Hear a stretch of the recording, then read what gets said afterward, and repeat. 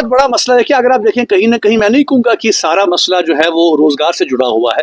لیکن جو اسٹڈی بیچ میں آئی ہے کہ منشیات کا جو ایک بہت بڑا استعمال ہے نوجوانوں میں اس لیے بھی بڑھ رہا ہے کہ بیکاری بہت زیادہ ہے، کام نہیں ہے، نوجوان پڑھے لکھے پڑھے نوجوان ہیں، بچیاں آپ دیکھیں کہ ہماری 30 سال 35 سال کی بچیاں جو ہیں وہ بالکل شادی کی ایج کو کراس کر گئی ہیں، وہاں سے بہت زیادہ نکاحوں پر میں عام طور یہ خطبوں میں یہ بات کہتا ہوں کہ اس عمل کو ہمیں آسان بنانا ہے، معاشرے میں جو بدعات ہیں، رسومات ہیں، ان کے قلع کما کے لیے ہمیں آگے آنا ہے۔ تو منشیات کا جو سلسلہ ہے وہ تو کہیں نہ کہیں اگرچہ ہم دیکھ رہے ہیں کہ جہاں پہ حکومت کوئی اچھا کام کرے گی ہم سب کو اس کو اپریشیٹ کرنا چاہیے، اور مجھے خوشی ہے کہ اس بارے میں ایٹ لیسٹ پچھلے ہم دیکھ رہے ہیں کہ 1 سال سے ایک کریک ڈاؤن شروع ہوا ہے، جو منشیات کے لوگ جو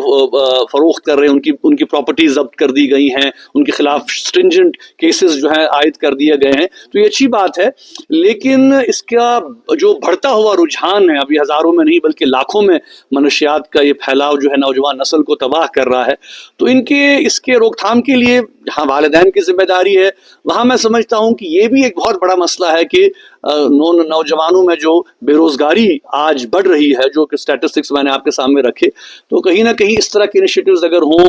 اور لوگوں کو جابس ملے، لوگوں کو کام ملے، تو اس عمل کو بھی کسی حد تک روکا جا سکتا ہے۔